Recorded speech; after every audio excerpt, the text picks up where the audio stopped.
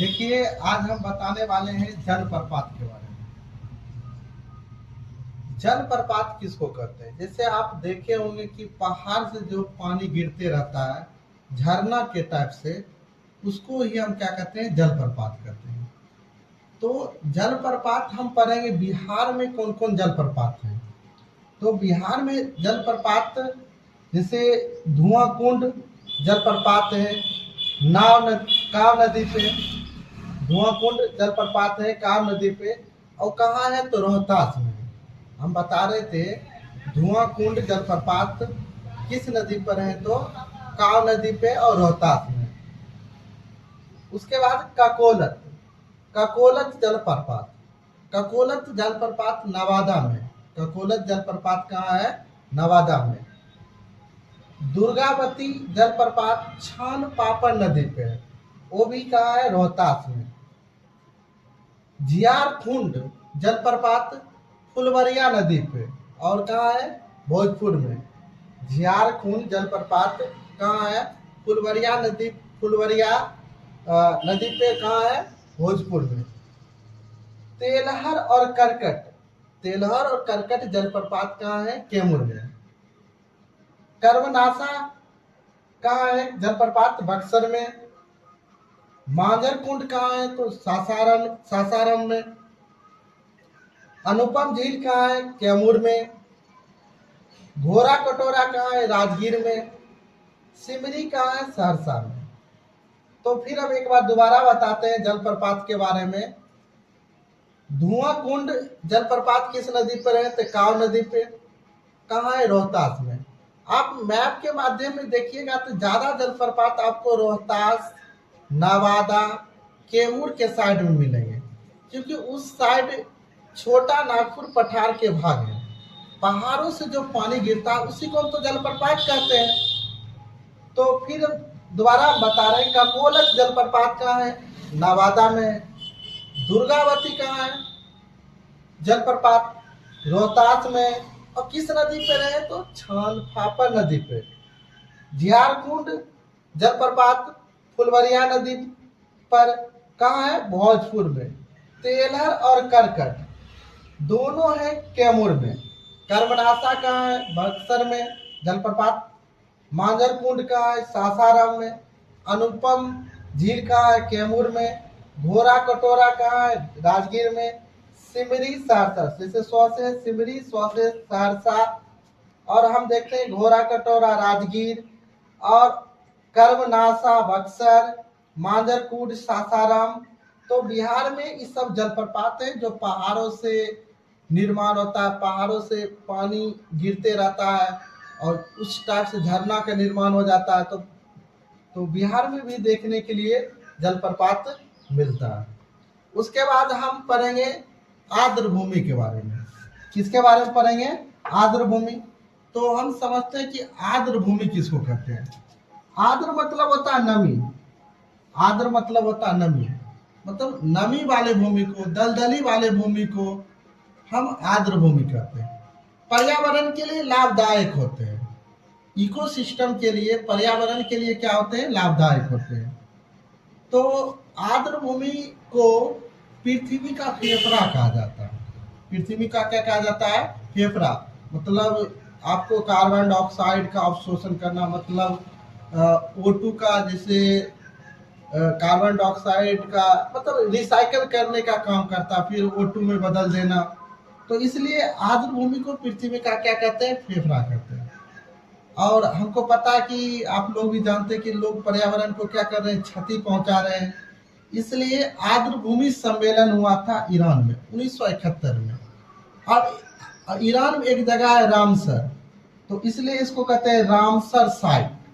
तो जैसे आर्द्र भूमि, ऐसे पूरे पृथ्वी पे तो कई रामसर साइट है, और भारत में रामसर साइट 98 अभी है, वर्तमान में 98 और सबसे पुराना आर्द्र भूमि भारत में है चिल्का झील, जो सबसे खारे पानी का झील भी है। उसके बाद सबसे बड़ा है सुंदरवन। सबसे ज्यादा विविधता रामसर साइट में भारत में देखा जाए तो सुंदरवन। पश्चिम बंगाल में। सबसे अधिक रामसर साइट है तमिलनाडु में, कितने हैं? 20 है। उसके बाद बिहार में भी रामसर आर्द्रभूमि है।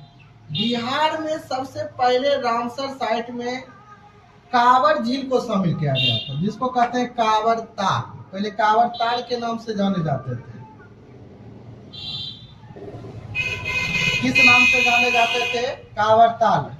बिहार का प्रथम आर्द्रभूमि और रामसर साइट में शामिल हुए थे, और बेगूसराय जिला में पड़ते हैं। कहाँ पड़ते हैं? बेगूसराय। और भारत का 39वां था, अब बिहार का प्रथम। उसके बाद बिहार में अभी 6 रामसर साइट है। कितने रामसर साइट है? 6 गो। मतलब आर्द्रभूमि कितने हैं? बिहार के 6 आर्द्रभूमि को रामसर साइट में शामिल कर दिए। बिहार में कितने रामसर साइट होंगे? 6 होंगे। जैसे कांवर ताल मतलब कांवर झील, भारत का 39वां, बिहार का प्रथम। नागी नकटी, जो पहले नागी को शामिल किया गया था, उसके बाद नकटी को। तो नागी नकटी दोनों कहाँ है? जमुई। आपको पता है कि खनिज चैप्टर में पढ़ाएंगे, सबसे ज्यादा सोना कहाँ बिहार में पाया जाता है? पूरे भारत में। तो जमुई में खोजा गया था। तो नागी नकटी खनिज के लिए भी जाना जाता है, और आर्द्रभूमि के लिए भी जमुई जाना जाता है। और कांवर झील तो अपने पता है बेगूसराय में। कहाँ से है? बेगूसराय में। हम भी पढ़ा रहे हैं बेगूसराय जिला से, कांवर झील से परिचित है। और यहाँ साइबेरिया से पक्षी आते घूमने के लिए ठंड के मौसम में, कांवर झील में। नागी नकटी कहाँ है? जमुई में। गोकुल जलाशय कहाँ है? बक्सर में। गोकुल जलाशय कहाँ है? बक्सर में। उदयपुर झील कहाँ है? पश्चिम चंपारण में। गोगा बिल कहाँ है? कटिहार में। के अभ्यारण्य। तो पहले हम बताते हैं भीम बांध के बारे में। भीम बांध कहाँ है? मुंगेर में। भीम बांध कहाँ है? मुंगेर में। और गर्म पानी यहाँ है, गर्म पानी के जाने जाते हैं, गर्म पानी के लिए। और गौतम बुद्ध वन्य जीव कहाँ है? गया में है। जैसे इस अभ्यारण्य का नाम गौतम बुद्ध के नाम पे पड़ा था। गौतम बुद्ध वन्य जीव अभ्यारण्य कहाँ है? गया में। पंथ वन्य प्राणी कहाँ है? नालंदा में। नालंदा में भी अधाग्नौ होता है, और वन्य प्राणी पंथ में भी अधाग्नौ है। किसी तरह आप याद कर सकते हैं इसको। तो आपको याद होगा गौतम बुद्ध अगर पूछे वन्य जीव अभ्यारण्य कहाँ है तो गया में, और भीम बांध कहाँ है तो मुंगेर में। कुशेश्वर जो पश्चिम है, कुशेश्वर अभ्यारण्य है, दरभंगा में है। आप परिचित होंगे, कुशेश्वर धाम भी है दरभंगा में। और समझते हैं बिहार में एकमात्र टाइगर रिजर्व है, और जिसको हम हिंदी में राष्ट्रीय पार्क कहते हैं, या और BTR शॉर्ट में इसको हम BTR कहते हैं, वाल्मीकि टाइगर रिजर्व। मतलब टाइगर रिजर्व के नाम से विख्यात है। इसका आधिकारिक तौर पे स्थापना हुआ था 1990 में, और नेपाल के साथ सटा हुआ है। आपको पता ही होगा BTR वाल्मीकि टाइगर रिजर्व पश्चिम चंपारण है। अब बिहार के उत्तरी जिला भी कौन है? पश्चिम चंपारण। तो नेपाल से सटा हुआ BTR।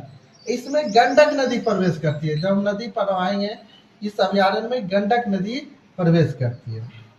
अब बिहार का एक मात्र टाइगर रिजर्व है BTR वाल्मीकि टाइगर रिजर्व। दूसरा प्रस्तावित है कैमूर टाइगर रिजर्व। दूसरा हम बताएंगे प्रस्तावित है कैमूर टाइगर रिजर्व। अभी बन रहा है, अभी कैमूर टाइगर रिजर्व प्रस्तावित वाला बन रहा है। तो बन जाएगा तो 2 हो जाएगा। अभी मात्र एक ही है वाल्मीकि टाइगर रिजर्व। स्थापना हुआ था आधिकारिक तौर पे 1990 में। फिर प्रोजेक्ट टाइगर के तहत भारत का ये 18वां विशेषकर बाघ को संरक्षण देने के लिए बनाया गया था 1994 में। बाघ, विशेष बाघ के लिए संरक्षण के लिए इसको शामिल कर दिया।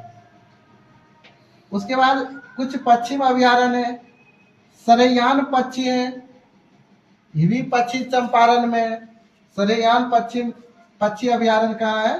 पश्चिम चंपारण में। सलीम अली जुब्बा साहनी बरेला, बीपीएससी टीचर में क्वेश्चन पूछा गया, इस बीपीएससी का सारा फैक्ट है। सलीम अली जुब्बा साहनी बरेला, ब से बरेला, ब से वैशाली। गोगा बिल पश्चिम अभयारण्य है, मतलब पक्षियों के लिए बनाया गया है। गोगा बिल कहाँ है? कटिहार में। विक्रमशिला इस सब पक्षी के लिए, बाघ के नहीं लिए। बाघ के लिए मात्र वाल्मीकि टाइगर रिजर्व, यहाँ गंडक नदी प्रवेश करती है नेपाल से आके। और दूसरा प्रस्तावित है कैमूर टाइगर रिजर्व। ये सारा हम बता रहे हैं सरयाम पश्चिम, पश्चिम चंपारण। सलीम अली जुब्बा साहनी बरेला, वैशाली, ब से बरेला, ब से Vaishali. Goga bill Katihar, Goga bill Katihar, Goga bill Katihar. Vikramshila Gange, यहाँ डॉल्फिन अभयारण्य भी है, पश्चिम अभयारण्य भी है। विक्रमशिला पुल भी है, कहाँ है? भागलपुर में। रजौली नवादा, रजौली नवादा। हरमान डॉल्फिन और हरिया बारा, दोनों पश्चिम अभयारण्य का अररिया में। हरिया अररिया, हरिया अररिया मतलब अररिया। फरमान में भी रो है, किसी तरह आप याद कर सकते हैं। फरमान डॉल्फिन हरिया बारा अररिया। सुईयान पक्षी, सुईयान पक्षी कहाँ है? अभयारण्य भोजपुर में। एक इम्पॉर्टेंट है करकटगढ़, मगरमच्छ के लिए जाना जाता है, इसमें मगरमच्छ पाया जाता है। कहाँ है? तो कैमूर में। और बताएं कि कैमूर में दूसरा बिहार का टाइगर रिजर्व प्रस्तावित भी है।